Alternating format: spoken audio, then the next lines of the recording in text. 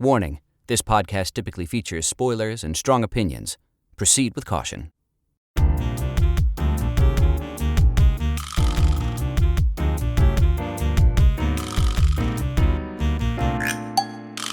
Hello, and welcome back to another episode of Two Grooms, One Plot, the podcast where two married lifelong storytellers talk about stories. I'm Pavi Proczko, audiobook narrator, author, actor.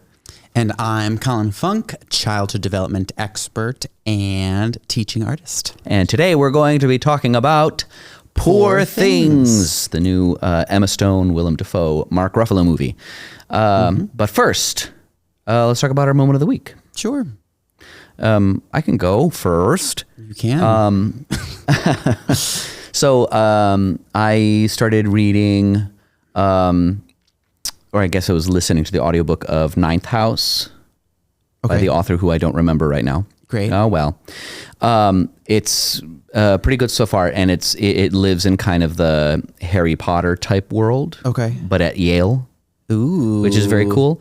And it took a spin on the whole like Skull and Bones society that's a bunch of presidents were part of Skull and Bones. And it's like that they actually have like an occult history, but they like deal with like magic and ghosts and stuff.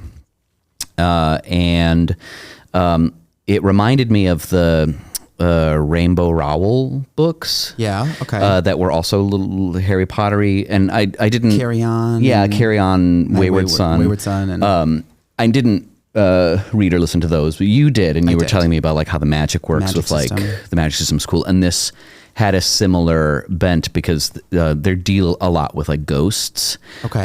And in this main character's like first experience trying to like keep ghosts away from some ritual that they're doing, she has to like send them away. But the way you do that is you give them, you need as many words as you can. You need to keep bringing words in that are reminding the dead that they are dead. So anything that reminds the dead that they are dead will send them away. So you can even throw like grave dirt or like crushed up bones and stuff. It doesn't have to be words. It doesn't have to be words, but if you don't have anything with you, you can just like yell out and it'll like be a area of effect, if you will.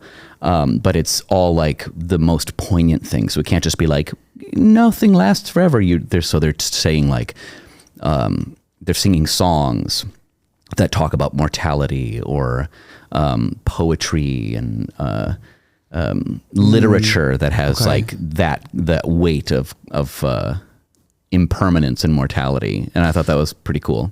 So it's like another layer. It's not just like the importance of like, because the Rainbow Rowell are like the most said words. Right, have power. And this is like the meaning behind them reminds the dead that they are dead. And so then it's like levels of depth of the words themselves, not the popularity necessarily. Right.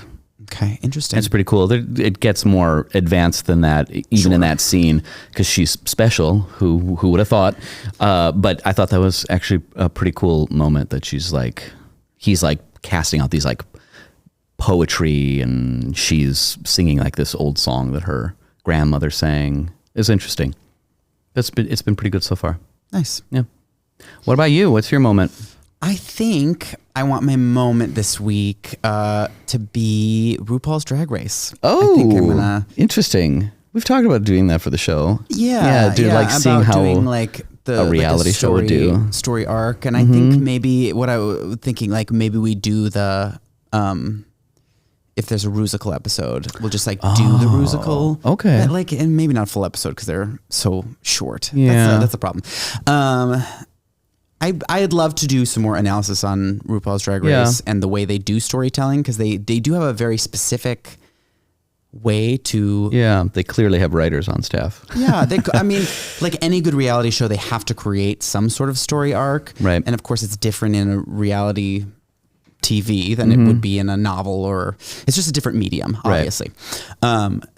But very specifically, the storytelling, like drag artists are always storytelling. Right. If they're, I think that's why we're still interested in somebody lip syncing, because they're still telling a story. Like if if they're just doing the word, like they're just mouthing the words, they're and not, you know, it's not just like acting, you know, it's not just right. Ooh, they're not feeling just the feelings, showing feeling on their faces. They're actually in it. That's part of it. But it has certainly. like outward in, inward out. Right. And it has to be shaped. It has to mean something. It's not just like, you know, it's not just all like serious. And of course, like there's some really fierce performances that are kind of just like in that, like, I'm really serious and I'm like in it and I'm dancing and there's something really striking about that. But that's like, it takes a very special performer to make it still feel like a story and a performance. And I still,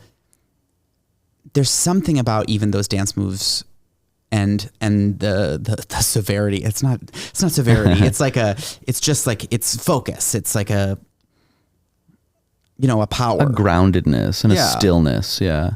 That still tells a story, but in a different way. Yeah.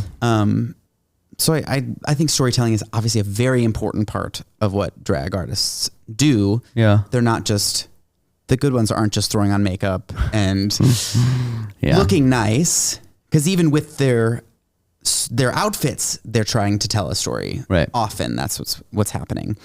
But there's this week they had a talent show, and of course a lot of them, it's like, and it's now very common for them to come on with a lip sync of an original song that they've like made themselves.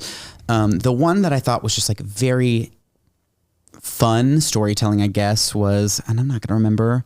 Oh no, their names. No, I love their name tells a story. Oh, Amanda Tori Meeting, which Amanda is Tori Meeting, hilarious, right? Great, very funny. Yeah. I love a good, like, I haven't, like, there hasn't been like a good punny drag name in a while. Yeah. That's like pretty solid, but also I'm a little ashamed that I haven't thought of that one. No, that's a good one. That's a really good one. Yeah. You know, sometimes we try to think of stuff. Yeah. Fun ones. I'm not good at it, but like that one seems like low hanging fruit, and I'm like, I love it. I love it so much. Good.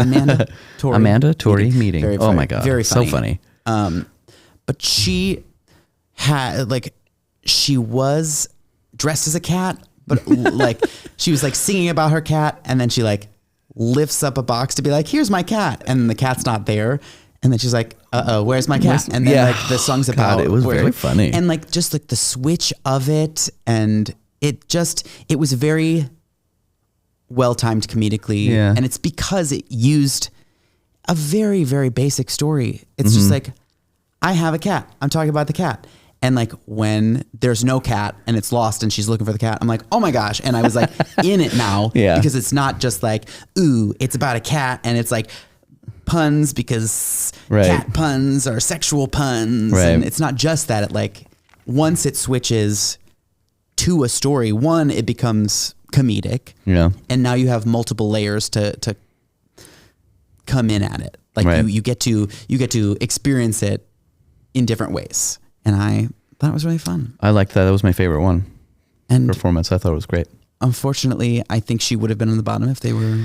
Spoilers, I guess, but her runway look wasn't the best, and everybody else didn't like her. I guess I don't know. Not great. Yeah. I think that really that made a big difference. Yeah, in that first one. Mm-hmm. The runway look was a little bit trash. Yeah.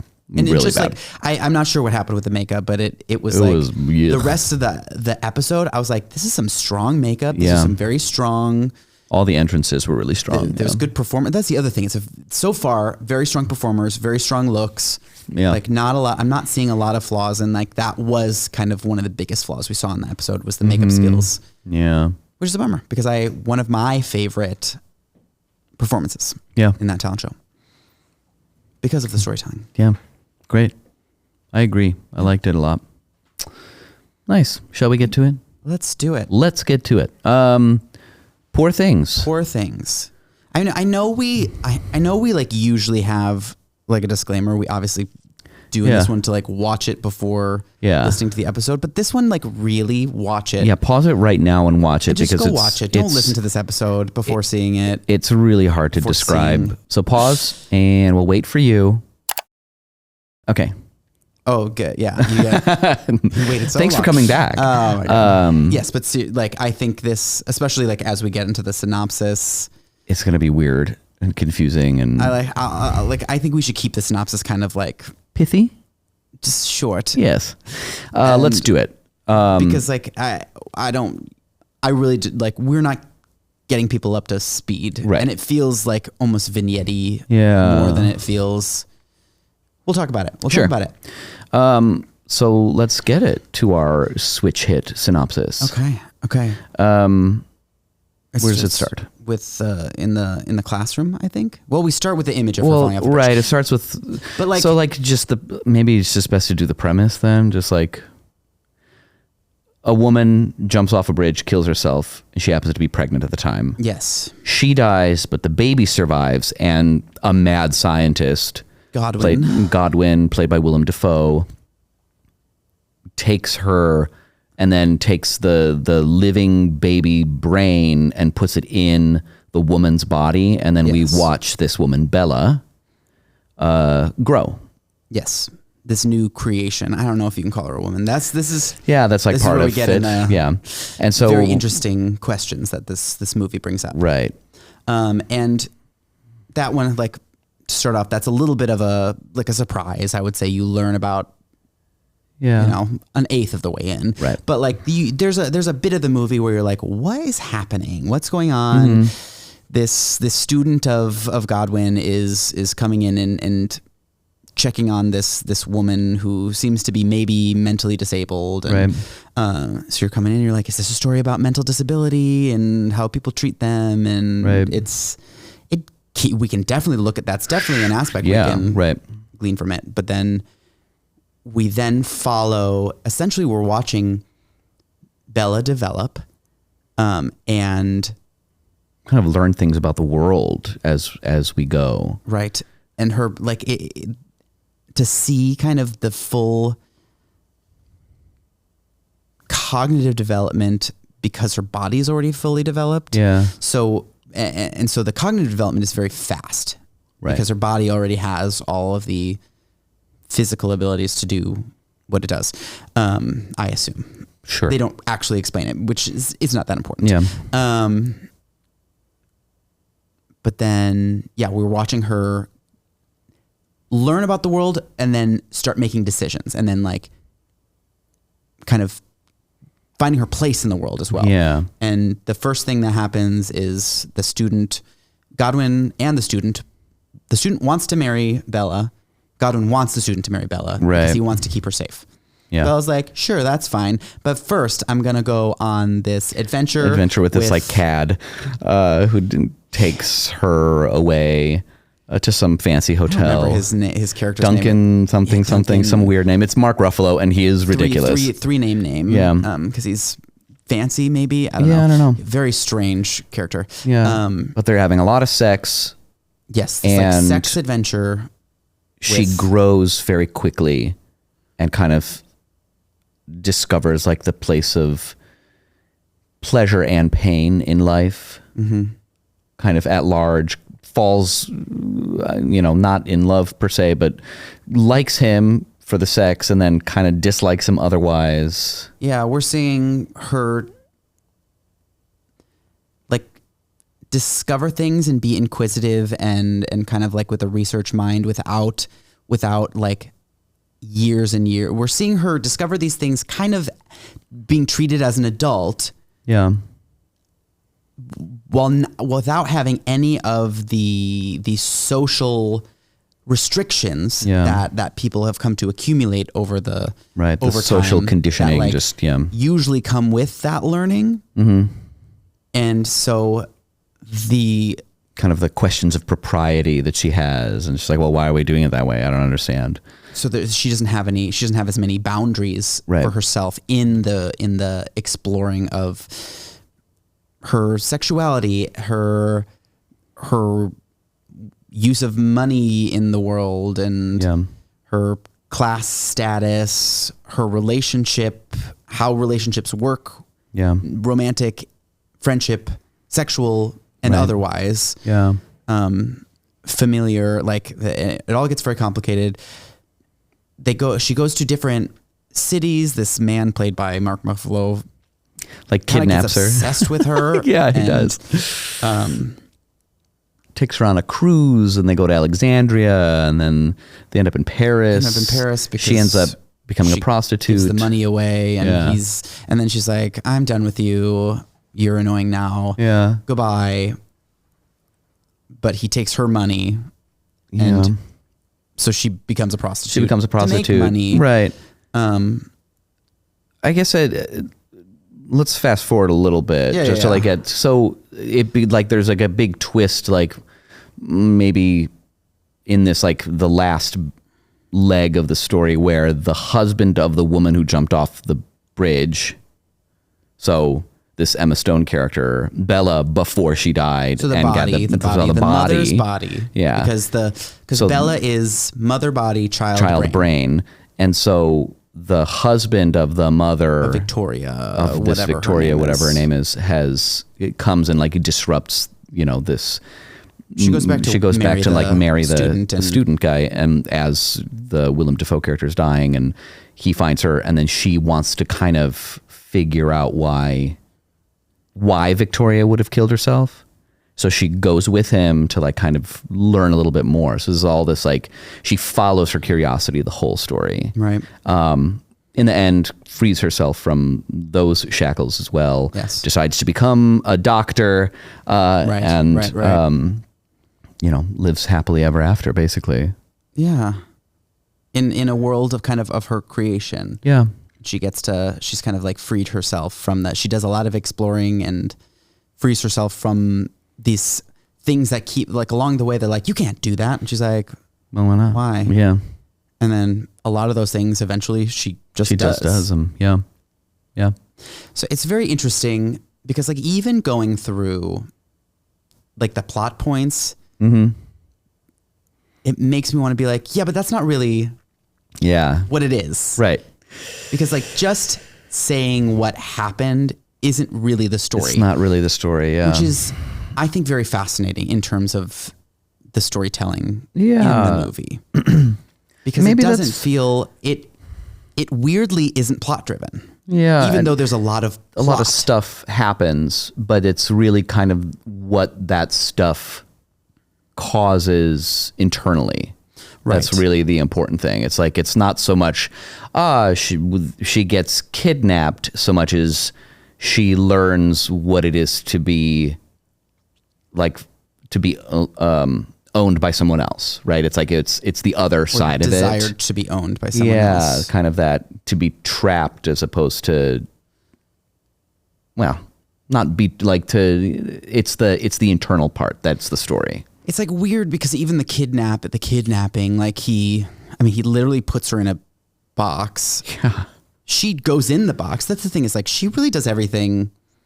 I'm not to say that she like wanted to be in a box and get on this boat. No, but she did decide to go in. Yeah. She did decide to go in, and it's like amazing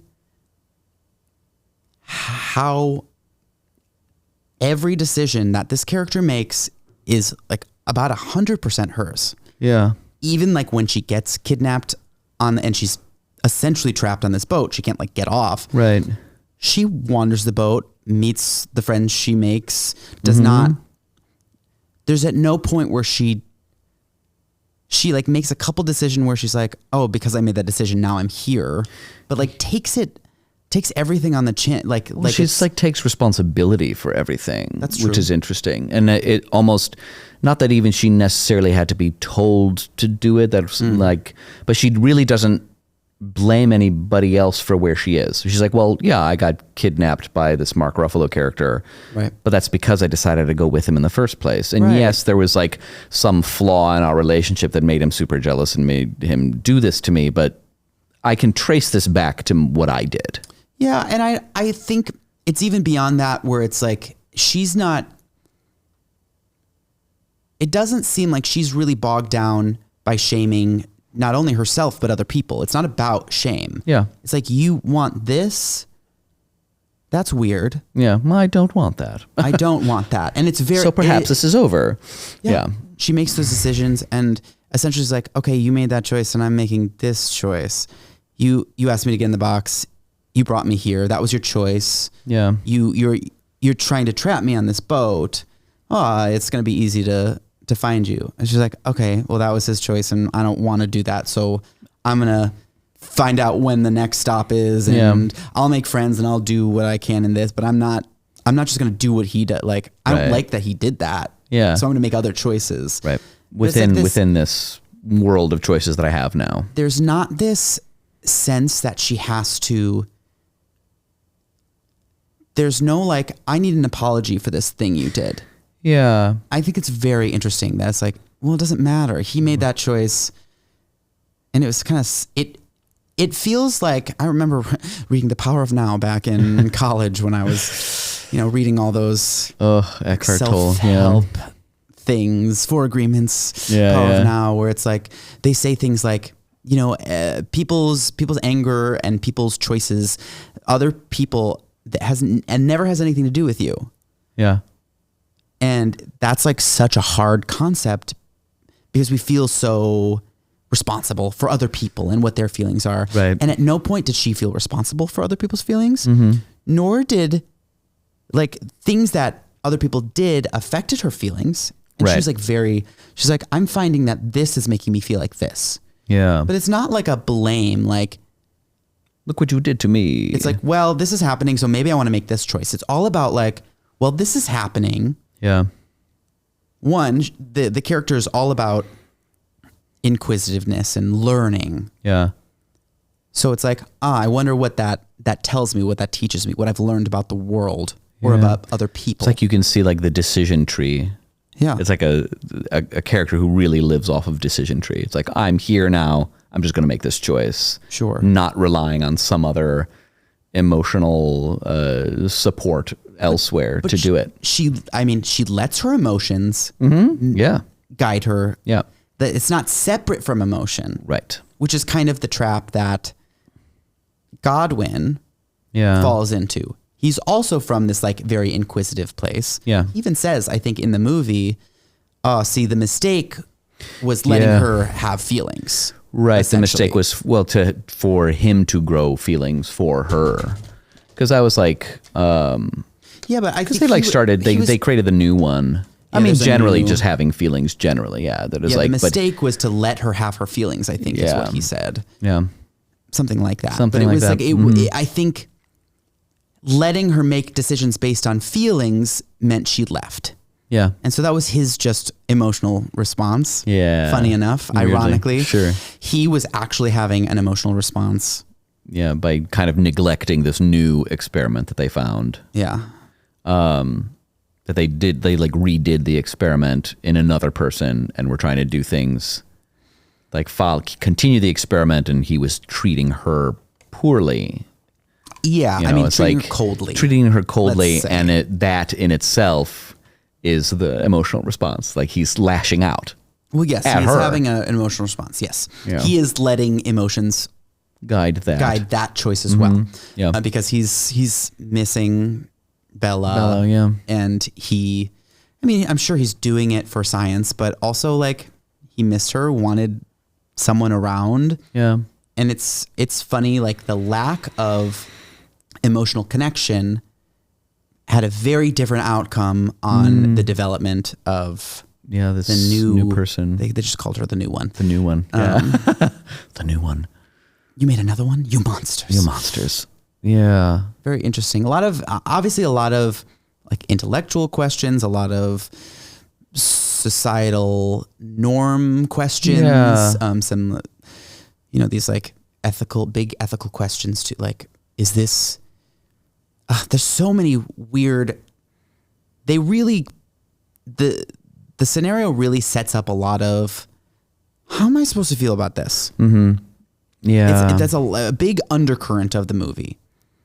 I would say about the first third of the movie, I'm like, what am I supposed to be feeling? It was a little strange, especially when it starts getting, when she has kind of like a sexual epiphany, right? When she starts masturbating and it's like, then I'm like, I was warned that this was a sexual movie. Yeah. And I wasn't even prepared for how sexual it was going to be, especially at the beginning there, because they're like keenly aware that it's like a child. I'm like watching child's brain. It's child's so interesting brain, because this is like a big crux of a lot of the questions is are we treating this person like the age of their brain or the age of their body, or can we combine them? Right. And I think pretty quickly it's like, well, her body is sexually mature. Right. So we buy in pretty quickly that she's a sexual person, like agent, I guess. Yes. That's a good term. But there is a lot of like, for a lot of the movie, I'm like, okay, but does her brain age faster? Does that mean she has a higher mental? Because intellectually, she is smarter than her brain's age. Yeah, right. Because she's growing much faster.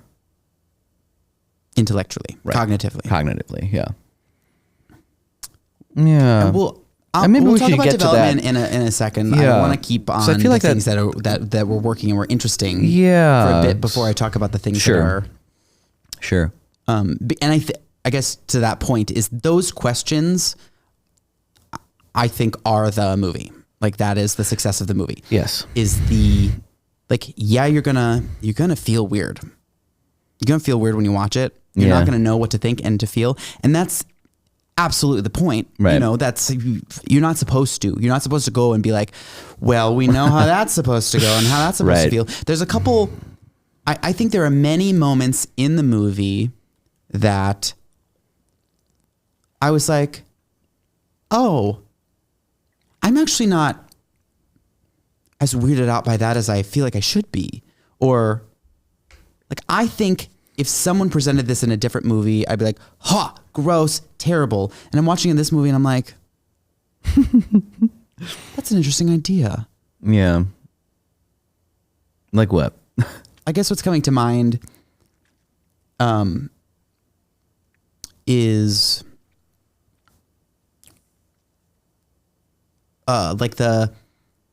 it's interesting because there's controversy around this moment. There's when she's working as a prostitute, one of her clients is a father who hires her to teach his sons about sex. Right. And so they essentially have this like lecture while having sex and like teaching things, like while they're like taking children notes. Are taking notes. And like they're setting it up. I'm like, oh, it's not gonna go well, or it's gonna be weird. Yeah. And like somehow it's weird, obviously. Well, but almost like, they like set up a moral foundation for us to follow that's unique to the film, it feels like. Sure. Everything up to that point because of what we've seen so far, we're primed for it. So in this case, as you say, like in other circumstances, I'd be like, that's very weird and gross. And that's like my initial instinct. But then as you see the scene continue on, I'm like, oh, well, she's also contributing. Like she gets to be part of. He's not just using her as like a prop. Right. Which is interesting too. Yeah. I guess like there is that question of like using her sexually in that way, but like I keep picturing man, you guys sit over there and watch. You just watch me work. Yeah, like that kind of like, I think there was like an Always Sunny in Philadelphia episode where they do like have a little plot point like that, and it's meant to be like vile. Yeah. And that's like what I expect, and it just like it was so sincere. Yeah. Like the dad was really sincere about it. She was like very sincerely like wanting to like they both were sincerely wanting to educate. Yeah. And like it wasn't like the two boys weren't sitting there being like, oh man, like awkward or like, yeah. It just was very, but it also wasn't really cold and sterile. Right. It just like was done in a way that I just like, it wasn't hard to watch. Yeah. Yeah. It was just like it just like made me go, huh. There's so many times it made me question my own expectations on not only the world and societal expectations, but also things like tropes in stories and how I expect things to be played out and how I expect them to be used as a storytelling device. Yeah. That's really interesting. It's like normally if this was a plot point in another film, it would be for the purpose of grossing me out. Right. And it wasn't here. And the whole movie seems to kind of break those expectations. Yes, it's very interesting how they take storytelling and I don't want to say twist it because they don't twist it. They just like it just very cleverly uses those devices and how we are expecting to interact with those things. And not in a like, well, we tricked you. It's not that way. Yeah, it feels almost like an anti-Pinocchio. It's like she's going to be a real girl someday, right? And she's learning these like, things. I'm okay. Like I'm not. Kind of, yeah. It's like in Pinocchio, we're seeing how he learns not to drink and not to lie and do all the right things. And she's she kind of learns the opposite anti of like the moral. Yeah, it's not it's a. You should probably question everything that you come up against.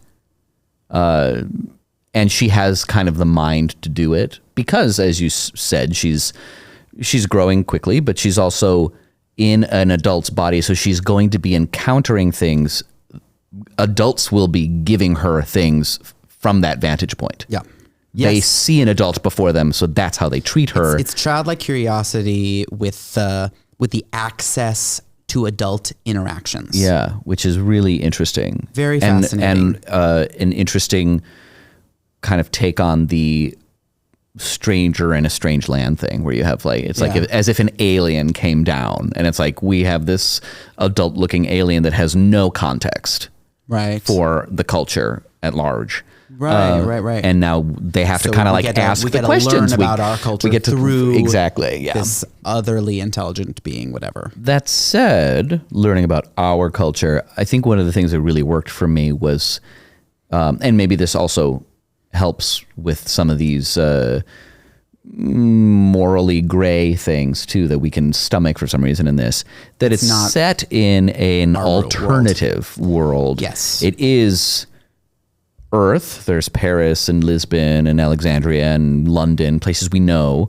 but it is a kind of this steampunky alternative 1800s that looks really cool. I mean, it's like it's straight up steampunk, and then it's like we're referencing some like style points of this different like this older era with like technology that is more contemporary, but lets us live.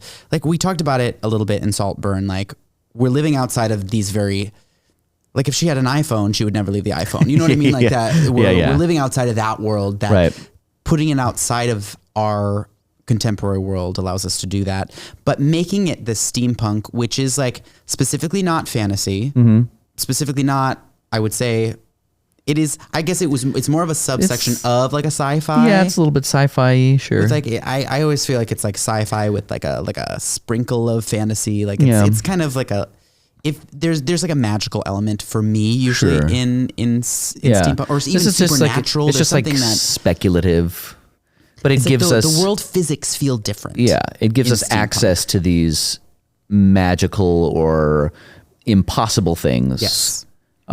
Because of that genre allows us to have an electrical current zap infant's brain in an older in an adult's body to animate them. It's like, that's not real. Right. And we see like other elements. We see like the doctor has like all this menagerie of like creepy creatures that he's spliced the French bulldog and the duck and switched their head and body. And so you see all these like weird chimeras running around. Little Frankenstein creatures. So we have like this world where all of that is possible. And we see blimps and like these air. They do. It is kind of a unique take aesthetically on a steampunk world, but still with those iconic steampunk and things. I guess maybe that's like one of the steampunk with a steam engine on the back, a steam engine on the back, and a horse on the front, horse's head on the front. It's aesthetic. I think that the horse on the front gives it that kind of like twist, almost like Frankenstein twist. Because that's like Godwin's carriage has a horse's head, and then that's so weird. But it's that. But also like that puts it also into a scientific world. Yes, that it's like the magic is actually like science is the magic. It's not just like an ether in the world that people can access. It's like, oh no, we can do these incredible, impossible things, but it is actually all scientific. Right. And that's like that subset of steampunk that gives us the ability to be able to stomach these things and to kind of suspend our disbelief a little bit. Yeah. I mean, there's clearly a lot of questions about if like the value of scientific thought versus emotion, or the value of like curiosity and experimentation versus societal niceties. Yeah. Was the polite, like social politeness? What is she says it a lot. Mores, social. What does she? She says, polite society, just polite society. Oh yes, polite society. Politeness. I forget. It lets us, look really at that and not feel like it doesn't feel like a science versus religion thing, which is feels very common in the zeitgeist. I don't like it feels prevalent in like politics and things like that, in like the actual workings of the world, but not. And this is like a way to like access some of those like intellectual thought versus things that make us like either faith-based things or emotion-based things. They're not obviously the same thing, but there's overlap, and we get to look at that kind of what is ethical and is looking at something in a purely intellectual and scientific way. Is that cold? Is that unemotional? Is that disregarding ethics? Right. What do you think? Is it? I don't think it answers the question. That's the thing about the movie, is it certainly doesn't. It gives you more questions than it answers. Yes, and there's I think this that's is good, where it really shines when it's. It doesn't feel preachy, in any sort of way, because in the end there are things that I'm like, no, I don't think parents should go take their kids and demonstrate sex for them. I think that is strange, and I don't.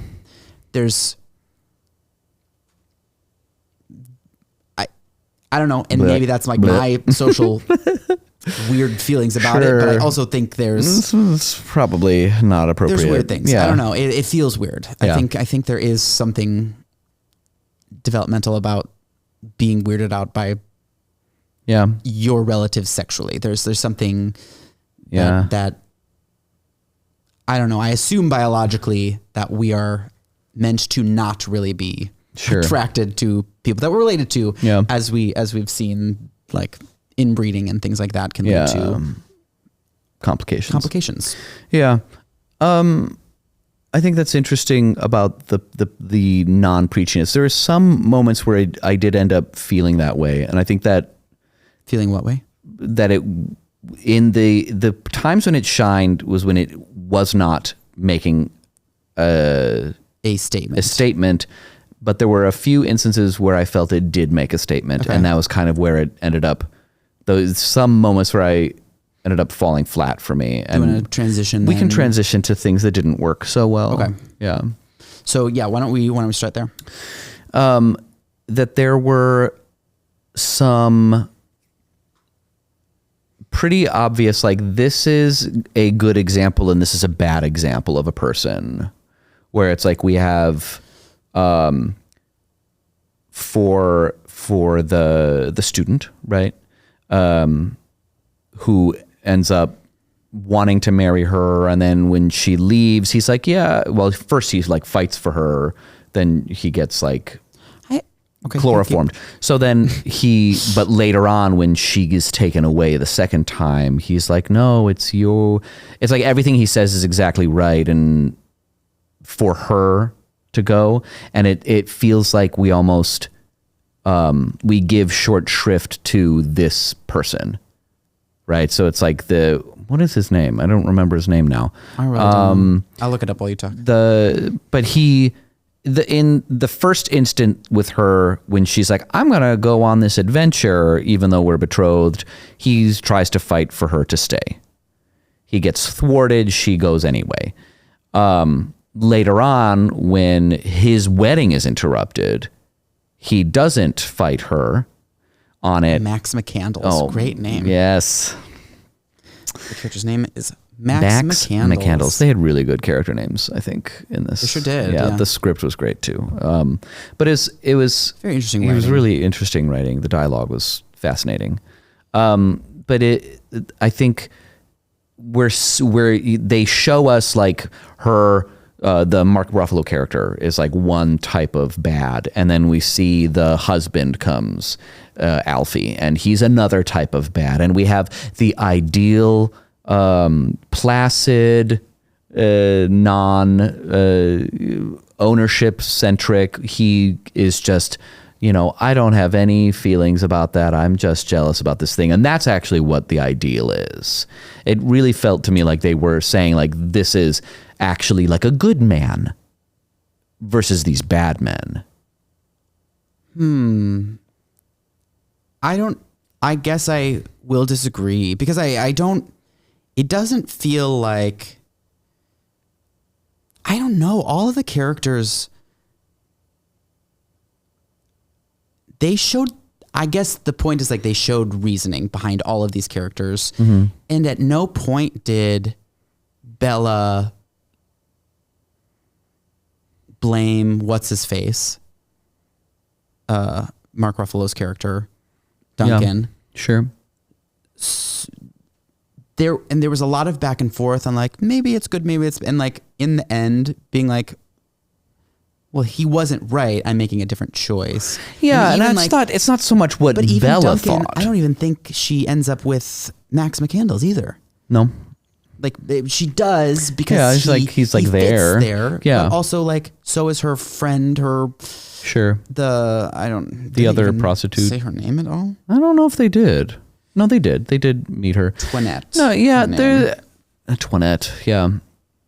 No, it's more about what we're shown as the audience, right? It's like we're shown he's the one that wins out in the end, where he gets to be part of her world.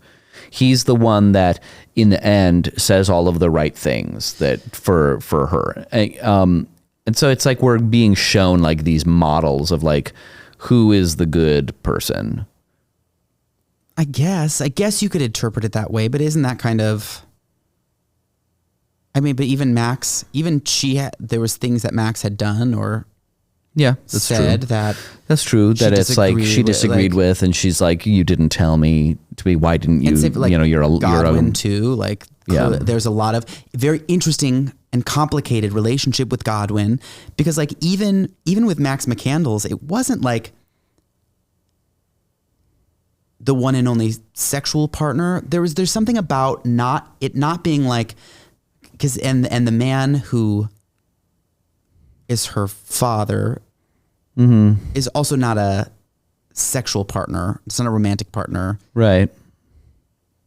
Not it. Yeah, it was especially not for her. Not for her. Right. Not at all. She kind of used that framework because she was curious. They don't explain why, but I think she's like just so curious. Yeah. That she's like, I want to learn more about me. Yeah. And I know that that's my father / body's husband. Very strange. But then I could learn about both him and my mother. Yeah. And to do that, putting herself, like letting him believe that she is the mother. Right. Only. Yeah. But there's something about that because there was also characters like there was other male characters. There's the man from the ship who was like friends with the old lady, who was also not good. Yeah. But also like showed her some things that like were interesting, but also was not very nice about it. Not very nice, yeah. A cynic and tried to hurt her by showing her all the dead babies. I think they made it very clear that it wasn't like, now she's going and now she's with this person because he's the opposite and different and better than this person. And when she's about to marry Max, she's like, yeah, but I'm leaving you on this wedding for this other pursuit because it's not like your goodness wins out. Sure. No, of course. And I guess I'm not even necessarily assigning it to like, oh, Max is like the pinnacle. It's like the correct thing for Max to have done in that situation, what we're being told as the audience is he was supposed to have just lied down and let it happen. But he didn't. Didn't he? At the wedding? He just like was like, no, I'm not going to fight it. You go. Oh, for that moment. Yeah.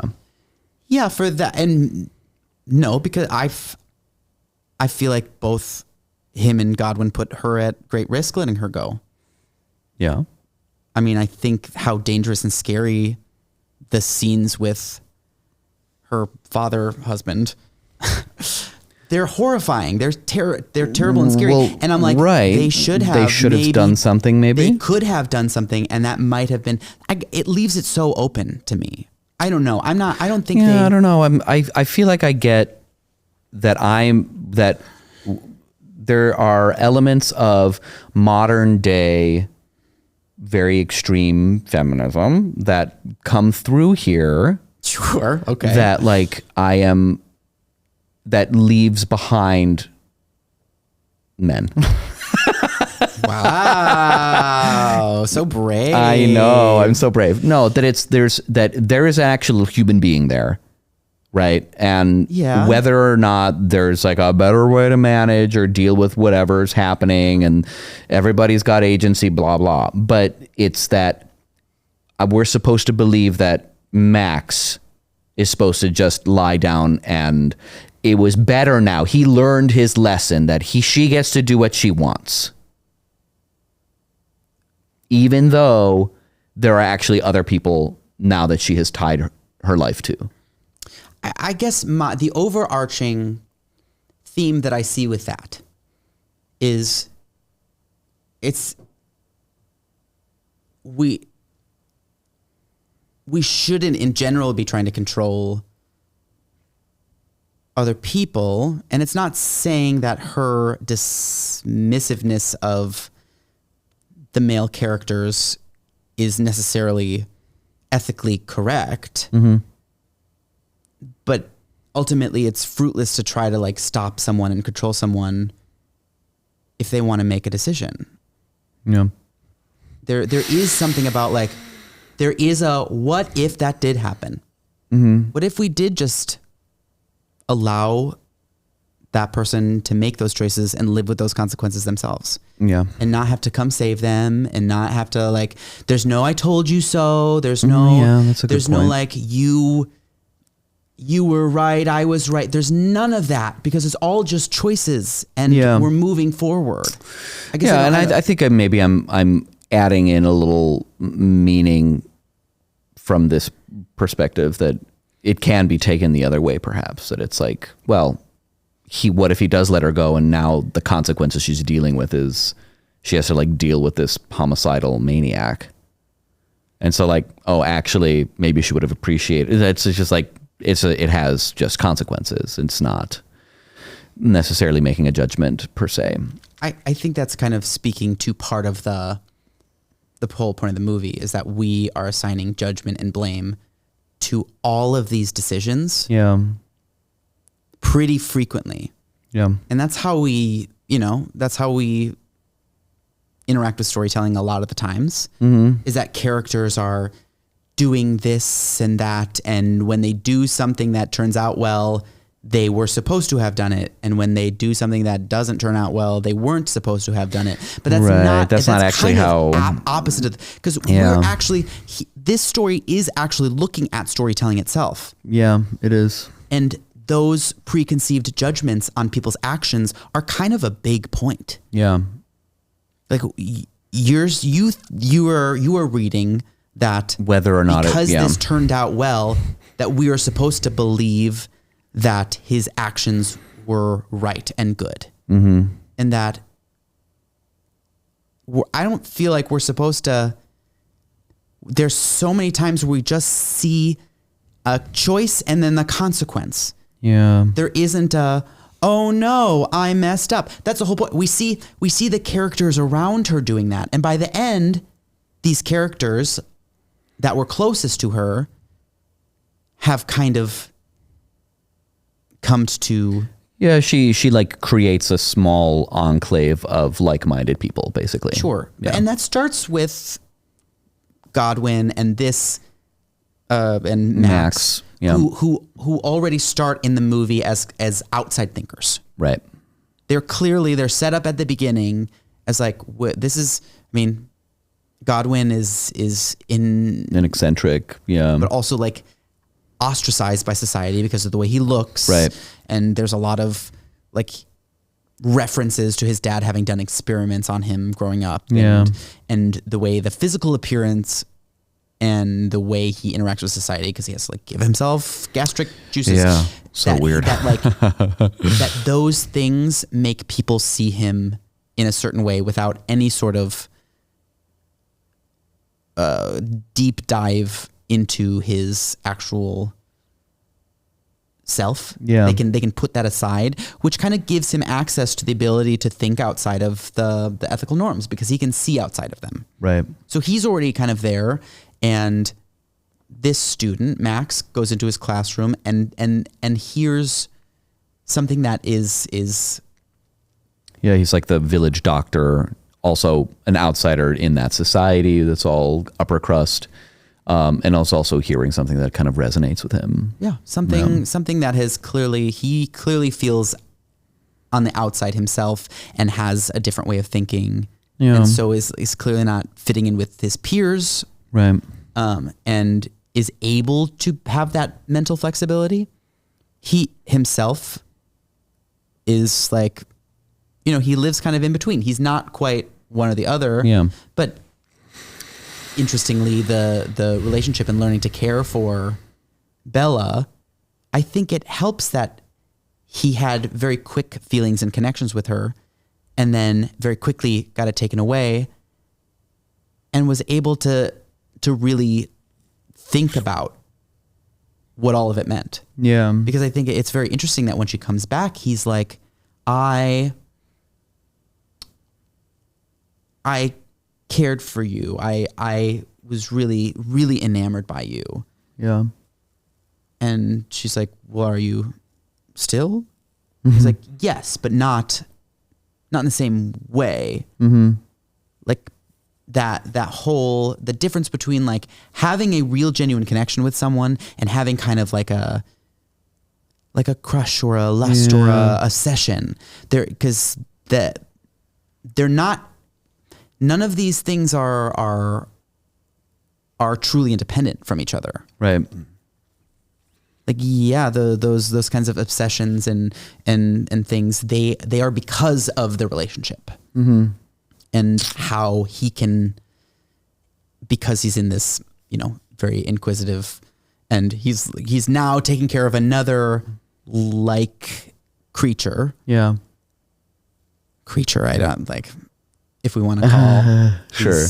That's. Yeah, I think I can probably buy that. Yeah. I think it's very interesting though that you had that. Like, I think maybe I'm like thinking about just like how, the loudest people on social media talk about stuff. It's like, that is the thing that we're supposed to, that's like the ideal, is like we're supposed to let everybody do their thing. And, she goes to a socialist meeting and it's like, socialism good, clearly.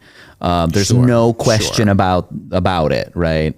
Although in the movie there's like the moment where, what's his name, the friend on the boat is like, don't believe. I loved every moment in the movie where they have like these meta moments where they talk. They're almost like talking directly to the audience. Almost, yeah. Where he says like, anything that promises you happiness, capitalism, socialism, religion, any of it, don't believe it. We're just monstrous creatures just kind of like bouncing around, on this planet. And that's a little harsh, but there is like a kernel of truth in there. It's like we're meant to kind of take it on. Because she does walk away from that interaction. Yeah, with having learned something. Yes. The other one was the madam at the she's very interesting. at the brothel. Like, very interesting. When you were talking about like the male characters, what's good and bad, I'm like, yeah, but you forget that like we see female characters interacting with her in all of these similar ways that are trying to either restrict her or right. Yeah, that's true. And what is good and what, like, in the end, there are ways that will create relationship. There are certain ways that you treat other people that will create relationship. Yeah. And there are things that will not. And some things, no matter what you do, won't foster relationship. Mm-hmm. So it's not, there's no like exact rule book on how to do it. I don't know. It gives me so much variety because they do want a what if this and what if that and what if this. Sure. It's very experimental that way. Yeah. The whole movie is an experiment. Yeah. Interesting. Was there anything that you thought didn't work? I'm not sure if it's not working because it does do the thing we've been talking about where it's like I'm asking a lot of questions about it. It was like, sure. But as someone who has a master's in childhood development, like that was like something that I was very interested in watching happen. It was a fetal brain inside of an adult woman's body. Yeah. I think watching it, there are things that I kept being like, okay, but why have a lot of the development, she has to be less than a year old, the being. Right. Based on like the timeline of the movie and her physical development where they've chosen to like land her physical development. Yeah. It's a little complicated because it's like a little bit all over the place. Yeah. And it's not, and of course this is not realism. It's not going to match up. Yeah. But there was like some inconsistencies with where she was in physical development, in the gross motor skills. Mm-hmm. They brought it up that she's quick to develop cognitively, but slow to develop those gross motor skills. And I thought that was very interesting because the body is fully grown. Right. And has the strength that this woman has built over her 30 some years. Right. And has the elasticity and your body, builds itself to react in the ways that are functional. Yeah, it's like it's defined in a way that like a baby's body is not defined, which is why it can't do anything with its.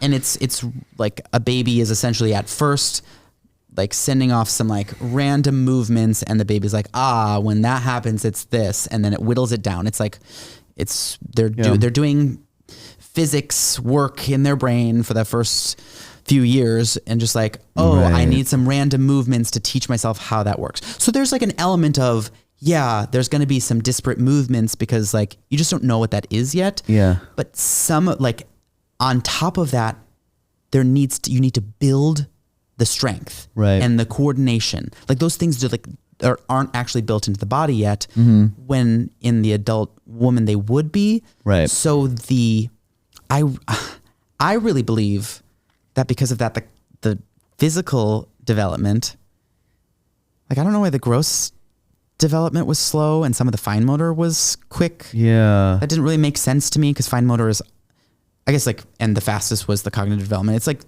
the complete opposite of what it is in real life. Right. Which doesn't really make sense because for the cognitive development to be so advanced, it would be dependent on the physical development. Right. Like it would make sense that the cognitive development would be quicker because things like language, if your body can make sounds, like if the baby's brain is already primed to kind of like be imitating these sounds, but if the body is primed to actually make those sounds, then you don't have to build some of that musculature or coordination. It's already kind of built in there. Yeah.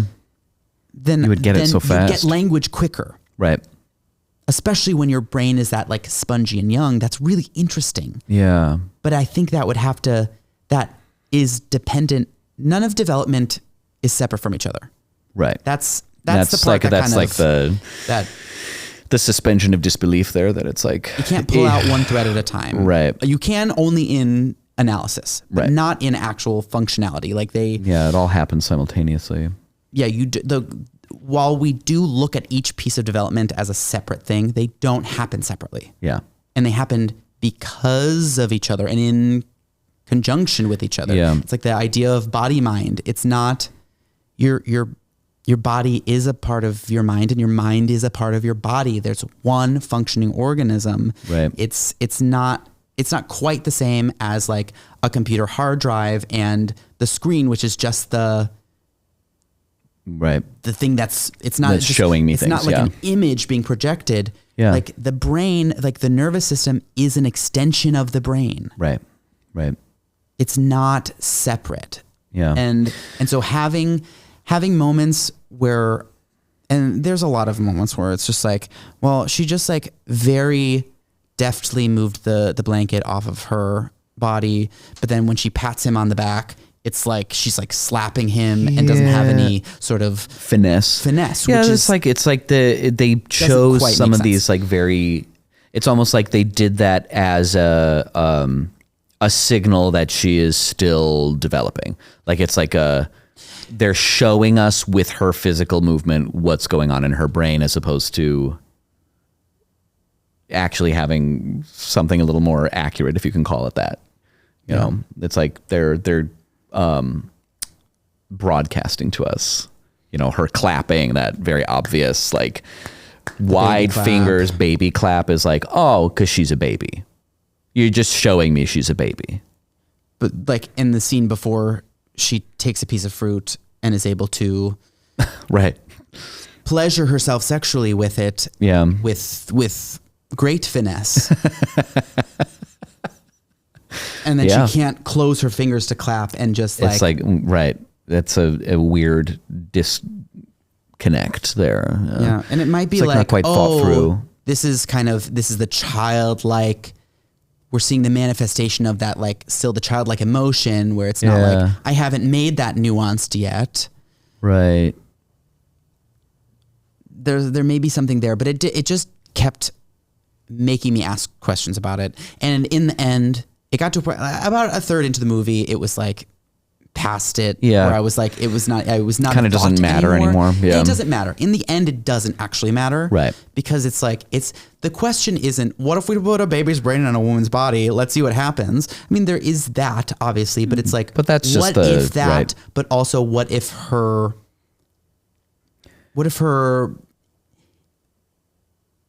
she had to learn about the world? Learning about the world. What if her brain can learn that quickly, but keep this childlike innocence? Yeah. That seems to be the bigger pressing question. Right. Is not to do with like, well, would her body do this? Would her brain do this? It's not about like whether or not she would develop cognitively that quickly. That's not the question. And the whole thing is impossible anyway, so it's all impossible. The point. It's yeah. all like it's just the premise to create our Pinocchio. Yeah. This is how we got Pinocchio, and now we're just going to watch Pinocchio but grow. Of course, at the beginning of the movie, they do give us a little bit of like let us see what that's like. Let's see what that kind of like the. Well, we need to see like her build between agency, right? We need to see how she was controlled and how she responds to it and kind of how that changes. So we do want to see a little bit earlier. You know, we want some of those details because the details are important too. Like even, you know, it would be, we would have difficulty asking the moral question about, you know, of Godwin and Max if we didn't know, like, no, a baby's brain was put into a woman's body. Like that's actually an important plot point because later on she's going to be like, did no one think to tell me? Was this even right? Did I have a baby in me? Like, and who decided that I could like deal with my body? Even this, like, you didn't tell me. Yeah. That is like so often in a movie, like, you didn't tell me, how could you? It's ruined our relationship. And that's not what happened. No. And it's not the opposite where it's like, it's okay, I forgive you. Because it's not about forgiveness or blame. It's, why didn't you think to do that? It does really make me feel this way. Yeah. It makes me feel this way. Yeah. It, like, she has this really interesting interaction with Godwin. Yeah, she's like, I kind of like living, so I guess we'll let it go. But that's almost a joke. Like she's almost like making light of it. But she does. She tells him how it made her feel. Right. Without, you know, it's not a gotcha moment or an argument. It's just like, hey, this is a thing that you did. You did this. Right. And at the same time, there, like you said, and maybe this is part of it, is like these characters having the ability to take this responsibility without getting defensive. Yeah. That's again part of the what if. Right. Not like you should do this. But like, what if I can hear that, like, I did this? Because if there's one where she's talking to Max and he's like, I did it because of this. And she's like, was it also because of this? And he's like, yeah, also because of that. Was it also because you were a coward? And he said, yeah, probably. Yes. Yeah, a little bit of that too. Yeah. And it's not about like taking on the shame or feeling bad about it. Right. The way she's asking these questions is to actually understand more. Yeah. While also sharing her feelings about it.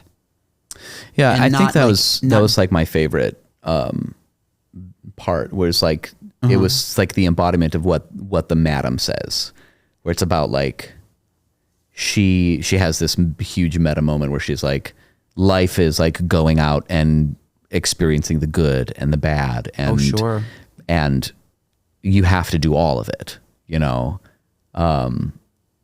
It's so interesting, these like to know, because then once these you know, kernels of wisdom from these different characters throughout are very, very, like, the way they're used and the way that like we learn from. She learns from, obviously she learns from Godwin. She learns from Max. Yeah. She learns from Duncan. Yeah. She learns from the old lady on the ship. Yeah. Like she keeps getting these little nuggets of wisdom, and she takes them all kind of at face value, right? But also not as fundamental truths, right? She uses each one of them as an experiment. I'm going to experiment with it, because then she goes back, and the real big moment there is when, with that specific piece of advice from the madam about like you have to take the good with the bad, is she's like, oh, in order to actually have full control over my life, to like know life and conquer it, I'm going to need to actually go see how terrible my mother's life was. Right. I'm going to go with Alfie to this presumably terrible place and see what that's like, because if I don't do that, I actually will not have conquered life. I won't have been able to do it. My curiosity won't have been sated, but I won't know life. I actually won't know as much as I can, and I need to know.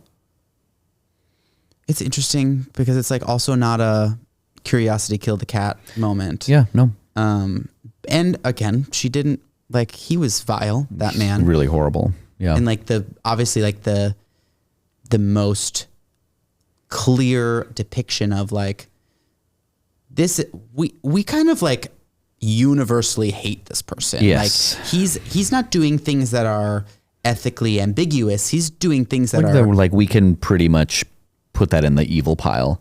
So much so that we are happy when a goat's brain has been put into his body. Which was kind of like a mercy for him. A little bit, yeah. But that's not how she treated it. Right. She's like, well, I'm not going to let him bleed. Yeah, I'm not going to let him bleed. I'm going to fix him. I'm going to fix him because he also doesn't deserve to just like die. Yeah. I'll improve him. Give him a goat's brain. And giving him a goat's brain isn't like a punishment. Right. Yeah. It feels very satisfying for us as this like wanting this justice, but for that character, she's like, she's not doing it because him. of a judgment. Yeah. She's not doing it because she's punishing. Right. That she's is an improvement. Him. Yeah. That is, and experimentation is like the thing in in like the world. It's like the ideal. Like, it's like she has kind of built. It's like weird, like within the world, she builds her own kind of moral compass. Yeah. And she's able to show us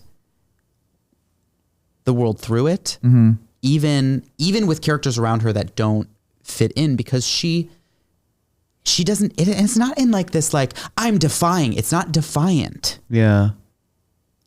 You know, it's not in response to. Right. It's just not bogged down by. Yeah. It's an important distinction there. Because it's not like a crusade. It's not like I need to do this. Like there are points at which she's like, maybe we should try to make this different. Yeah. And finds out pretty quickly that it's like, well, there are reasons why it's like this. And that doesn't make her be like, okay, well then it's good. Because that's not the point. Like at the brothel, she's like, we should do it differently. We should have the women choose and not the men. Yeah. And she's like, well, sometimes men like it when you don't want it. Like it. Yeah. And that's part of what they like. So that one actually, that's not necessarily the answer. Not that other thing couldn't work. Yeah. But I also have this, I mean, it's very like, I have a kid to feed. This is what pays the bills. This is what, I'm not going to change it. Right. Because you want to. Okay. Decision tree. Now I've got a different thing that I can do. And she kind of lives still in that world. She doesn't, it's not like I'm defying her. I'm not like, she doesn't go on to like try to change everyone's mind. Right. That's the other thing. She's not trying to change anyone's mind. Yeah. That is really interesting. Yeah, she's not trying to convince anybody. It's funny. We've moved away from things that don't work back into things that do, which is great. There's like for me. Yeah. There's overall questions about the beginning. I think the beginning third was slow. I was just like, I'm not sure. By the end, I was like, okay, I feel like we kind of needed it. It does make me feel like that was worth the kind of slog at the beginning. Mm-hmm. It wasn't that bad either. It's like, what information do we need? We really needed to know a lot of that. And it wasn't obvious at first because of the pacing was really strange. And it's not even like need to know information, but need to like experience that with her.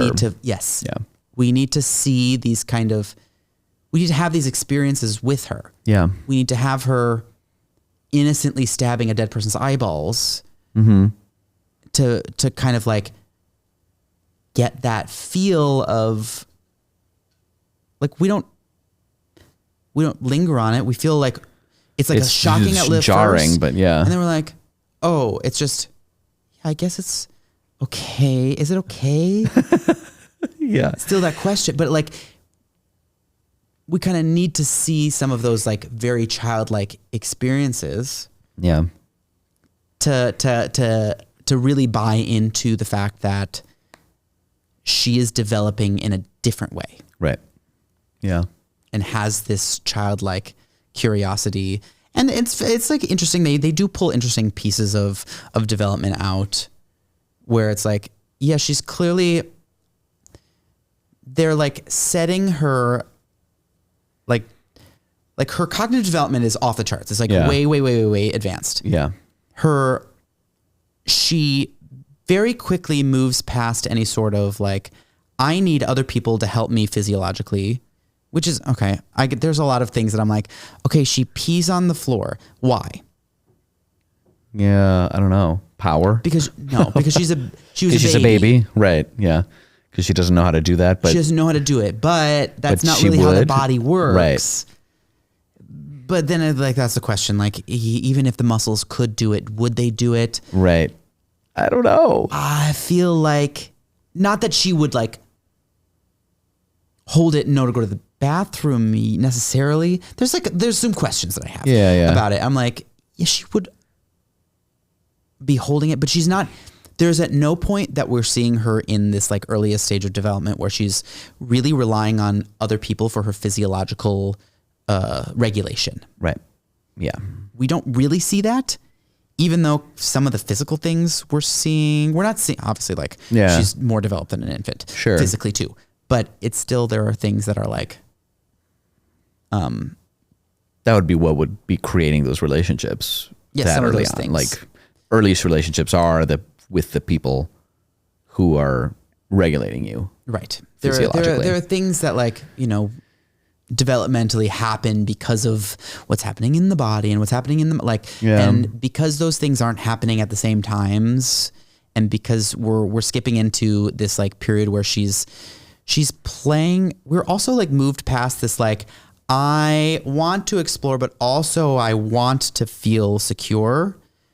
We don't really get that. She's never really attached to a person. Right. She doesn't feel bad. She's not afraid to go out, roaming, exploring. Yeah, there's a coldness in some of her relationships. And I think part of that they try to build in, especially with the parents and the way they build the parents, is like these kind of horrible, apathetic, sociopathic people. They do not, they laugh at their servant's pain. Right, right. It's like there was something that transferred over from the past life to her current one. That her mom just like, her mom hated the baby. Right. She killed herself because she hated that she had a baby. Right. Like that she says, I don't feel any sort of maternal instinct. Yeah. And I think like maybe that was intentional. Yeah. But there's a piece of development that I feel is lacking because we're like missing that kind of the reliance on other people. We don't see fear about losing relationships ever. And that is something that is like a real human drive. Right. So and that's why she can have these conflicts that end up not really being, like that's why she doesn't blame. That's why she doesn't have those instincts that we would normally see. But she has deep empathy for the poor. The dead babies in the ditch. Yeah. Feeling very strongly about that. Right. And in the end, I think that the way it was played, it was like, yeah, there's a real human response, but also it's a huge upheaval of her worldview. Yeah, exactly. Yeah. And that is going to be painful and scary and sad. Mm-hmm. I thought everything was nice and good. That's all I've ever seen. And then you see this destitute suffering, and now it's something else. It makes me question, like, okay, material things. Now that's a question. Mm-hmm. Is that good? Is it creating bad? What is that now? Right. But it's all just more questions. Yeah. Interesting. They do make the claim that like treating poor people badly is bad. That is a claim. That is one thing the movie claims as and I'm like, well, it's like okay, just treating I'll buy people that. badly is bad. Generally, is kind of their. I guess like, but not treating people. You don't have to treat people like nicely. Right. Yeah. Treating people nicely is cruelty is considered bad. That's certainly, I think, a perspective. right. Yeah. But not politeness, not right. niceness, Right. not niceties. Yeah. And they can be. She parses all that out. She like really separates I do them. think that's actually very. It's really well done. Really in the well movie. done, I think. Yeah. That they can. Oh, polite? No, I don't care about polite. Nice and kind. Kind. I don't really, compassion even. Well, compassion is like part of it, but it's just like, oh, so cruelty. I see. That's the worst thing. Right. That's what I eschew. Yeah. It doesn't make her say like, my whole life's work is now helping other people. Right. Because we obviously see like her attempts there and how she doesn't even know that like her money's just stolen by the deckhands. Right. Who just like lie about it. Yeah. And steal her money. Yeah. Which is like a weird moment where I'm like, I feel a lot about it and Duncan feels a lot about it. And then she's like, who cares? Yeah, it's just money. What are you talking about? We just have to go from here. What are you talking about? Yeah. Yeah. It's very interesting because it's like no regret. That was a moment where I'm like, I kept being like, oh, maybe they'll get the money back. Yeah, maybe they'll like find out they're still on the boat, or it's like they'll be able to get it, but they don't. No. Maybe she's going to say like, oh, I gave it to the deckhands who said this. And the captain's like, well, they're not going to do that. They have the money still. Right. That's what I thought was going to happen too, but it kind of wasn't the point, right? That's the whole thing. Right. Exactly. Yeah. So much of the movie is like, this isn't the point. Yeah. And something you had mentioned, like right after we watched it, is that it was like, it felt like a book. Yeah. And it was a novel first. I did look into that. It does. It feels very much like it would be a good read. Yeah. Especially the use of words just generally. Mm-hmm. It's interesting. The use of language. That was looking at language versus cognition was a very interesting piece of like watching the development happen. Yeah. Because they're like very closely related. But the thing that would slow you down would be the physical coordination. Right. And so some of the ideas at first are slowed down because of the language ability. Right. That absolutely makes sense. Yeah. She only knows so many words. Right. So she uses just those words. Yeah. So the way they like increase the words and never really perfect. It's interesting because it's very lyrical. It's very it's really heightened. Yeah. Has its own poetry. Yeah. Which is fascinating because it's at first it's like almost nonsense. Yeah. It is nonsense, at first. Yeah. But it's in a way that is like very interesting. It's like how children start to build those language pieces with like, they just use what they have. Yeah. Like once they learn more, it's they for use everything. more for everything for now because they know they get a response out of it. So it's, you use it for a lot of things. Yeah. The way that you learn, it's very, I find it really interesting. Like the way you categorize things in your brain, where you first have to like every animal is a dog. Yeah. And then you learn that, oh, not all animals are dogs. Animals are animals and dogs are one kind of animal. But then you have to expand again because not all dogs look the same. So you have to expand the meaning of, I think a dog is a really interesting example. Dogs look so wildly different from each other. Yeah. But somehow you still end up being able to understand that it's still a dog. That's still a dog. Yeah. And that sort of the way your mind has to expand and condense in learning that information, expand, condense, expand. Like you have to like open up and close it. Like you have to do both of them. Yeah. To like fully see everything. Mm-hmm. That's a high level concept. And it reflects in how kind of she speaks in this like halting. It could be in a very technical way that the author uses the words. Yeah. And it's very effective for me. Yeah, I really thought it was great too. Because I bought it. I bought that with the expansion of language comes expansion of knowledge. I mean, we've seen that's a big thing in politics in the world. Like we see in history where once you can proliferate, the printing press, now suddenly everybody knows because everybody can read the internet. There are, so how many, outside forces come into a new country or a new, like these oppressive powers coming into different lands with different cultures and saying you can't use your own language. Yeah. Because it makes a difference. Language makes a huge difference. Yeah. Yeah. So you can control the culture. Yeah. And her ability to learn language that quickly allows her almost superpowers. Yeah. I think it's so interesting. It's like your childhood development background's really come in handy for this one. I'm like sitting here just listening. I'm like, wow, it's really interesting.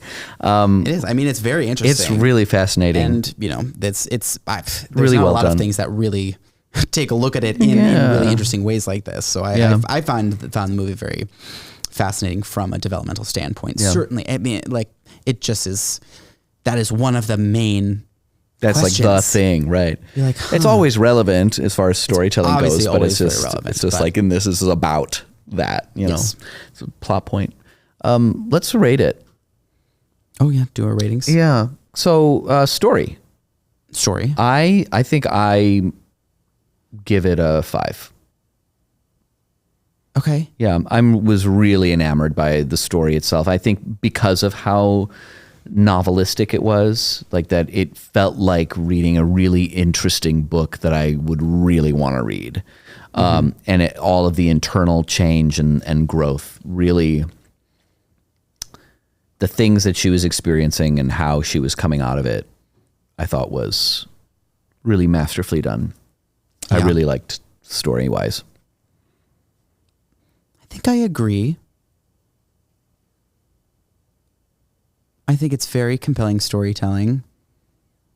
Can we give halves? I don't want to give. Sure. I don't think I will for this one, but like. Yeah. I think halves are fine. I don't care. I think 5 for storytelling. I'm trying to think of like, because it doesn't feel so plot driven. Yeah. That I'm not. They set it up well that I am happy. But even the plot was interesting. Yeah. Even the things that happened were interesting. It just felt very organic. The way that it kind of grows out. The next thing grows out of the previous thing. And it's probably because of that feeling of, decision tree. But it's like you really do get a sense. It's like this thing happened because of this thing. Because it's like you can start at the end and go backward. And you would see, a really clear line and clear points where there are choices to make. Yeah. And they matter. Yeah. And they're all traced back to kind of that her strategy as a character is very clear. She is curious and she wants to learn more and she wants to, know about the world and about herself. And it just is really a very clear line. I think it's really well done. Yeah. Even some of the things that I'm like, the developmental things confusing, but also because the storytelling make her a little bit more archetypal to be able to kind of tell the story in a very clean way. Yeah. Yeah. Cool. So I'd go with that. 5? Yeah. 5. Great. Technical elements. I'll give this one a 4.5 for very few reasons. Very nitpicky. Just the pieces where there was like inconsistencies with something like developments. And that's like a very personal thing where I'm like, that in the storytelling took me out just a couple times,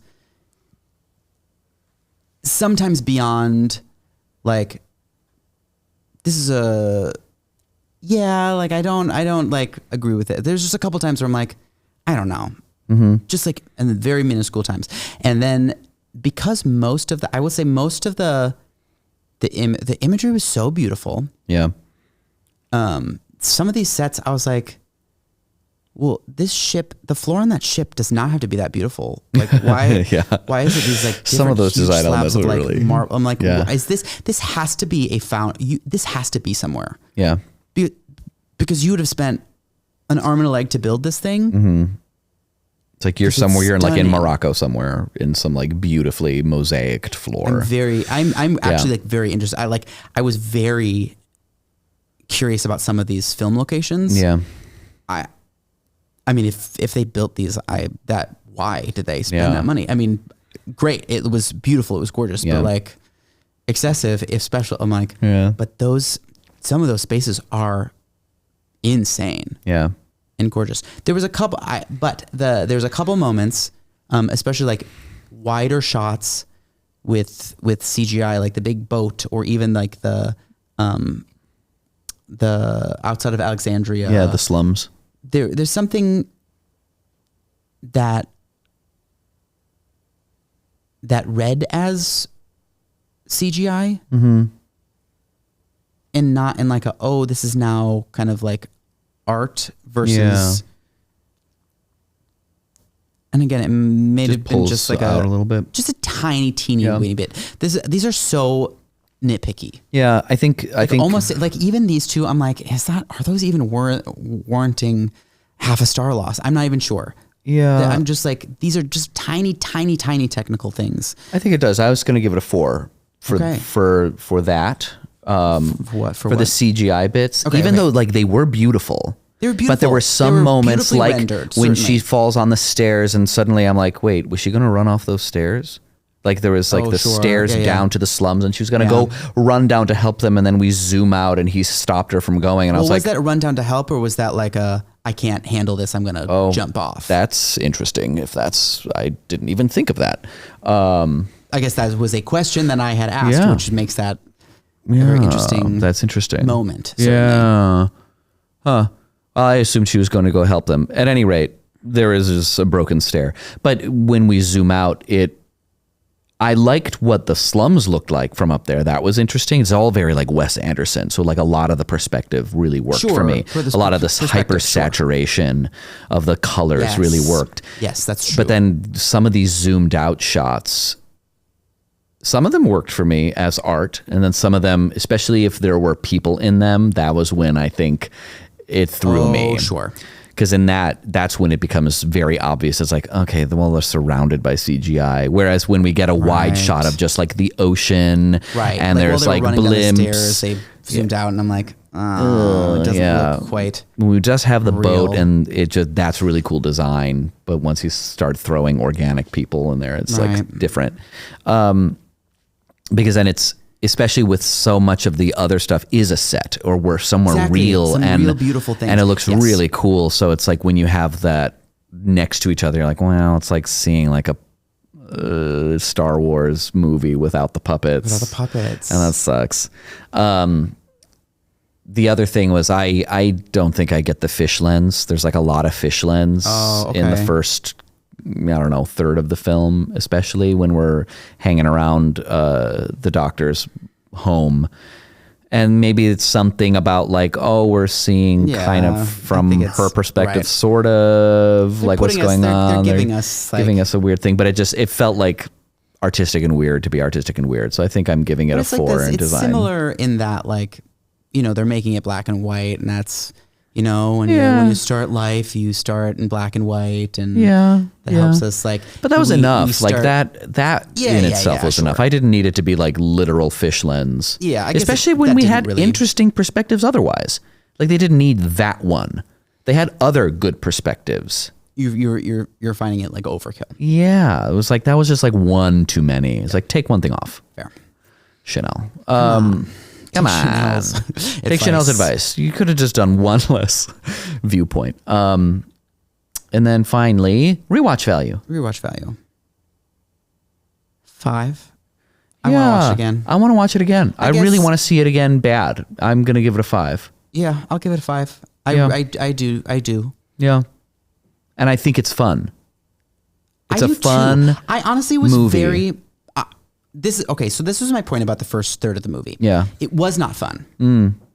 Which is fine. Yeah. Because I don't think it needed to be. Sure. There was a lot of... but it wasn't uncomfortable. Which made it... This is why I say it feels long, I think.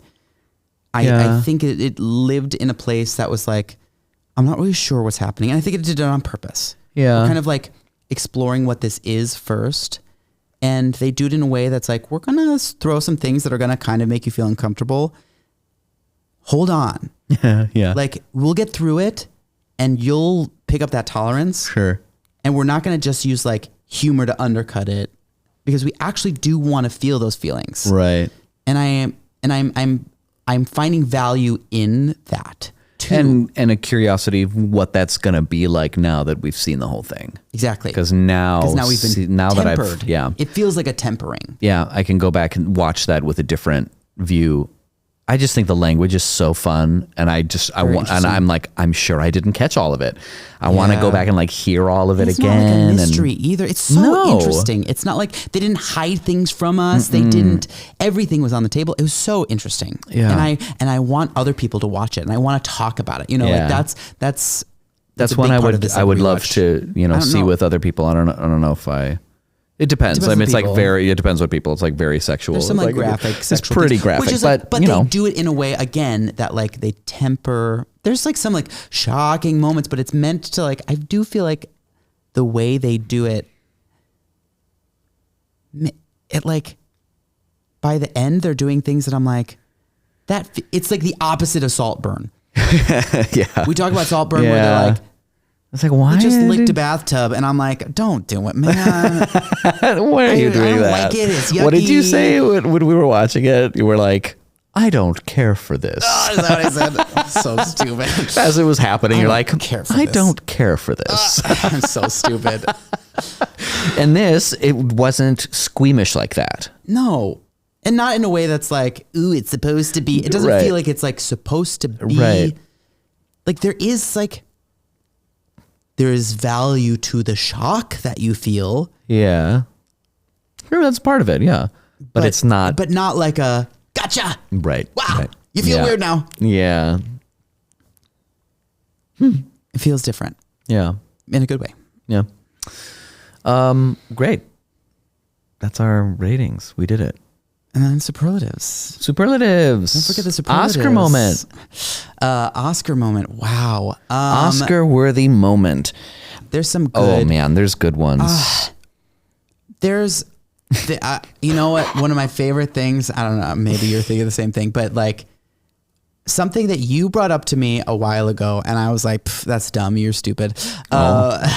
Is that you're like, I love it when actors make choices like they like make a fart sound with their mouth, and I'm like, what the fuck are you talking about? I remember you like telling me this a while ago. Yeah, and I have no recollection.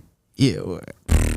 Or it's like so things like that where it's like real human sounds. Like when we're doing like I think it was probably talking about like specifically in Shakespeare, like every time there's like, when he's like, what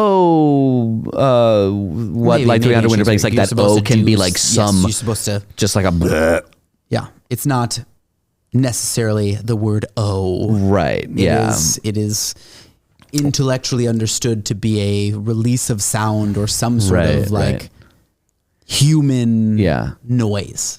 Yeah. Because but when people do that. But like when maybe it was in context of that, but like there's something about like they build the society where there's a heightened society, high class, very buttoned up. Like Duncan is part of this. He's like, I am outside of society. Even the way he like talks is like so foppish. Freaking goofball. I really liked his performance. I did too. So it's gonna be Mark Ruffalo, but there's moments like where he's interacting with society, and when he's in those situations, like they're at a dinner table with friends, and she's saying weird things, and he's like, disconnect, blah, blah, blah.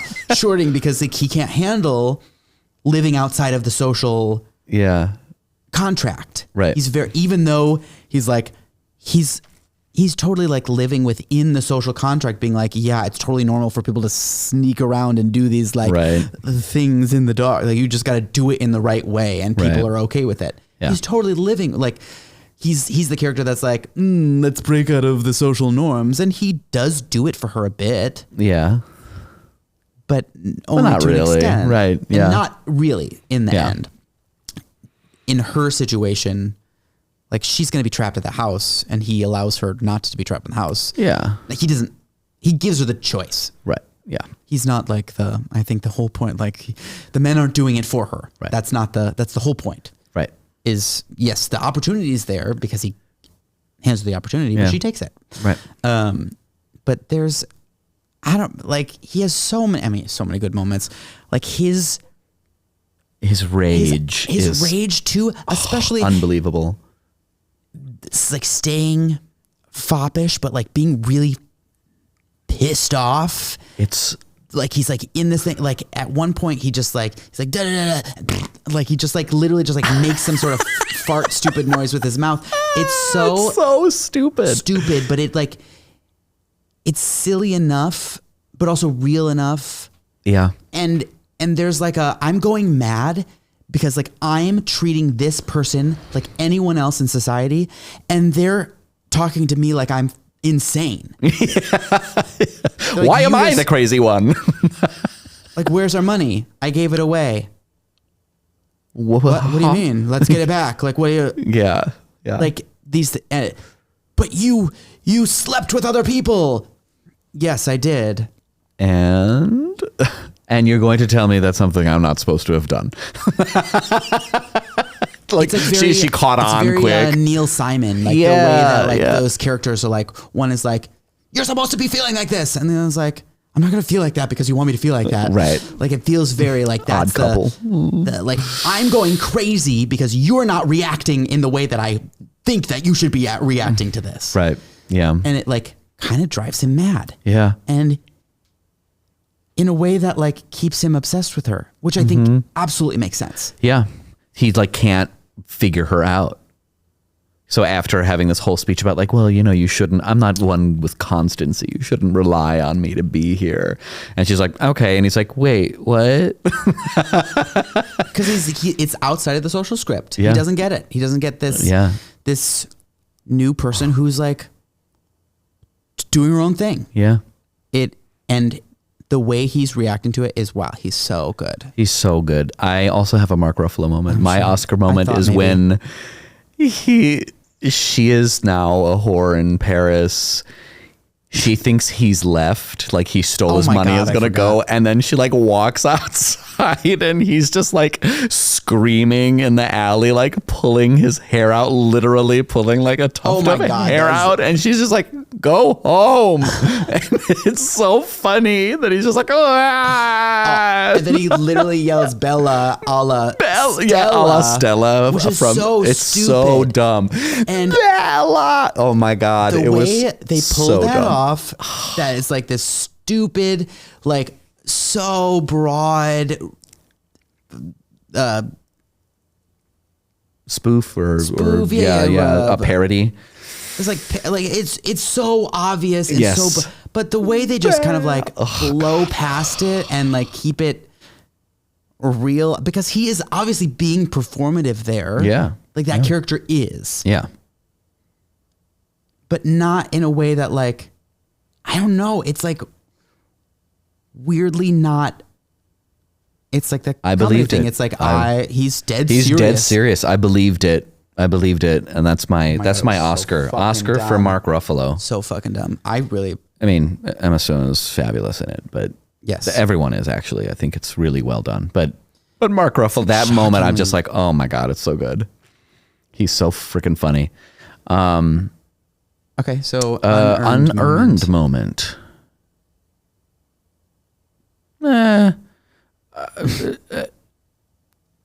Maybe my squeamishness is going to come out, but I just like,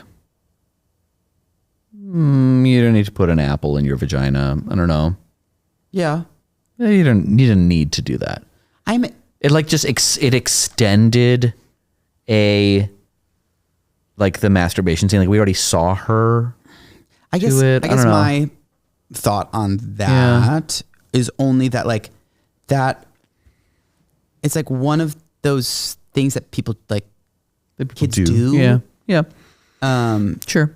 In that and in a way that like when we start to see children have because children start to like experiment with their genitals and pleasure and things like that, especially with inanimate objects. Yeah.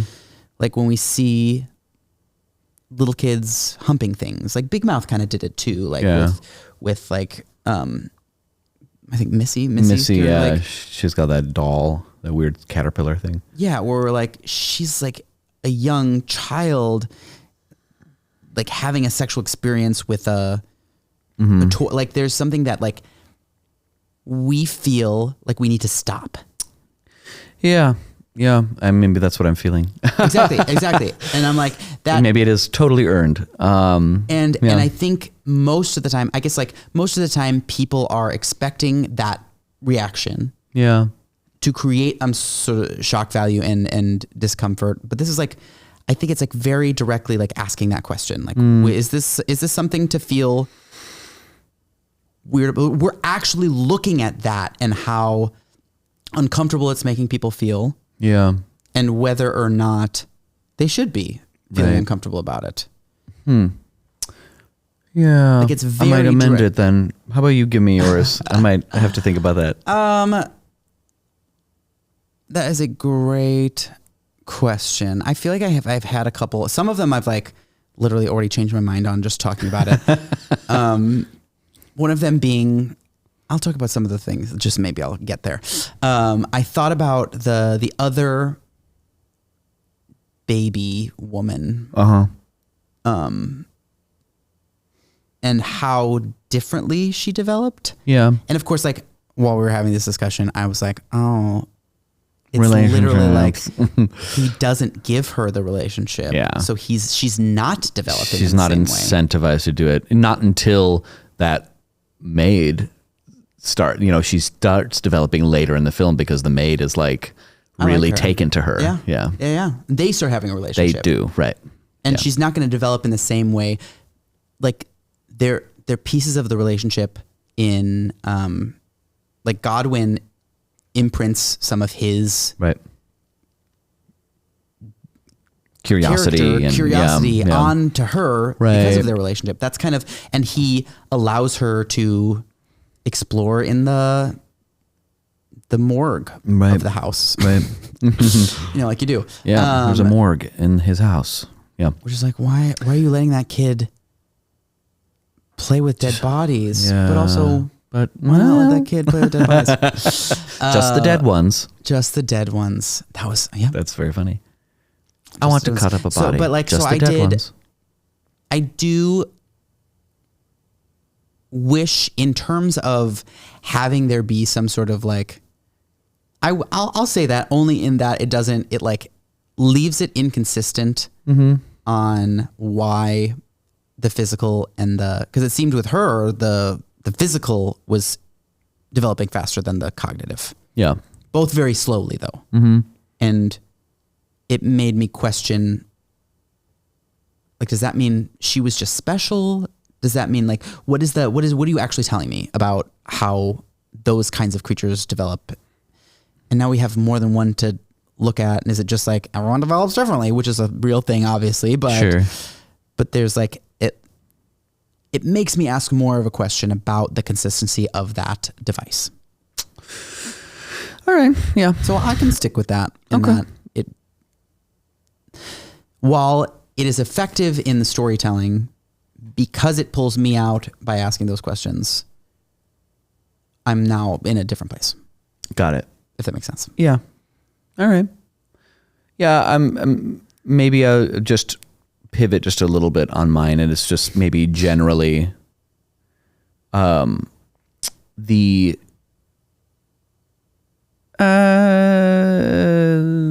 kind of the how sexualized it is, maybe. Okay.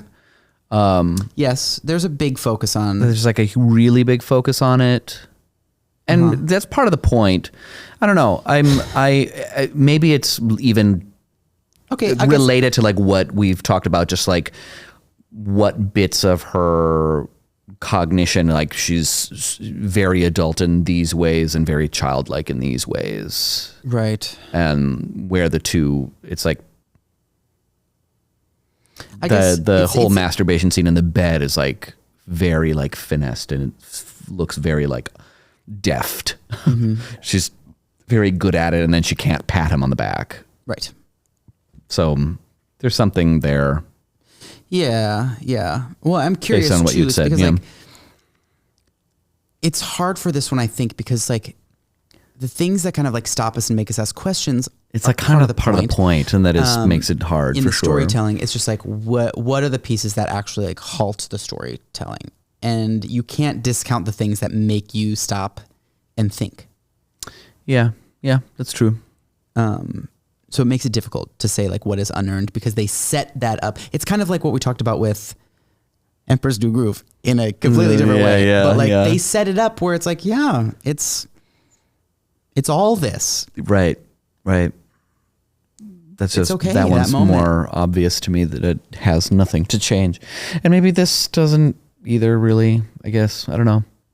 There's something there with no the storytelling. Okay, let's amend what we say. There's like no storytelling needs to change. Of course, obviously. Yeah, right. But what's unearned? So like what are we talking about in terms of like more effective storytelling? Yeah. Is there a way that something could have been changed to make it a more effective storytelling? I do believe that more care could have been put into development. Yeah. More specificity and more at least like reasons why this is happening, and that could have been reflected in having that second character develop in a similar way, where it's just like that's just how they do it. Sure. All right. I guess that's how I'm interpreting our system. All right. That's good. I think that makes sense. Then maybe it is the extra perspective. Unearned. You don't need a fish lens. Oh, sure. Yeah. You don't need it. It's unearned. That's fair. Yeah. I think that's fair. Because I think that also it like bogs down and makes that first third even harder to watch. Yeah. Is it like, am I in Skidamarink? Like, am I in, like, you know what I mean? It's I'm like, nothing Skidamarink bad. But it's that kind of like, I don't know, it pulls me out, makes it more sterile. Yeah. Yeah. That's fair. All right. Do we want to do any more? We've been going for 2 hours. What do you? Oh yeah. What do you got? Yeah, just like, I mean, there's so many good moments. I just like want to like pull out like best. I want to say like best ally she meets on the road. Favorite ally. Toinette. I think she's my favorite. Yeah. That she meets. I just like, there's something about the way the relationship, there's like, it's really interesting the people that she finds a kinship with. And like they're somebody who's also willing to be like, yeah, I think differently than that. Yeah. I'm happy because I believe like the socials and peace, it doesn't like sway her, but of course like in that setting would be different than the rest of the people around her. Yeah. And I just like that there can be a piece of like the sexuality where there's still an exploration of it, but it's not like, it doesn't become a focus of it either. Yeah. They can still have like a close relationship, and there can be a sexual element to it without it being like, now it's a gay story. Right. Yeah. It's not necessarily, I mean, obviously like it's interesting to look at like a more expanded look at sexuality, but it like is beyond, it doesn't put things into any sort of labels. Yeah. Because they just don't, that's not important. That's not important. That's Yeah. I like Toinette. My favorite's the old lady. Yeah. What's her name? yeah. I don't remember her name now, but she's my favorite. I loved that whole scene was so funny. And then when Mark Ruffalo like tries to throw her off the boat, I didn't think murder is so exciting. Martha. Ugh. I loved her so much. She was great. She was like immediately had a just like, love her. But just like again, somebody who immediately was like, yeah, I'll go with you. I'll like intellectually, I'm with you. Yeah. We're talking very candidly about these things. Yeah. We don't have to be afraid of what society tells us we can and can't say. Yeah. She says it like it is. Yeah, and it's but like not almost in a way like that's like brash or uncomfortable. right. It's almost like the way it's like showing us that like old people can also sometimes get away with this. Yeah. It's like when you're either a child or you're old and you no longer give a shit. Now is when you can also be. So because she like right away is like, yeah, I'm on your level. I'm going to be candid too. I'm going to say everything that's on my mind because what do I have to lose? I'm ancient. Like it doesn't matter now. Yeah. What, I guess that kind of idea of not being what we expect is like why I want to move to another superlative of like favorite storytelling trope that starts and doesn't pan out. Oh, okay. Doesn't have to be it can be specific, I guess, but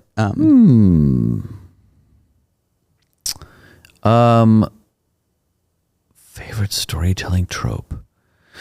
It's just like, it feels like I think I was expecting kind of this getting taken advantage of and that becoming the issue, right? It's like when Mark Ruffalo comes and he like, I guess it's not assault in the end if she's like wanted it, I don't know, but it's just like not assault. Yeah, because he comes and like meets her after because he's like the lawyer and with like the contract, and then he's like, I needed to meet the person who inspired this contract to keep you here, and I was expecting that to come around as like you took me away and you took advantage of me as a child.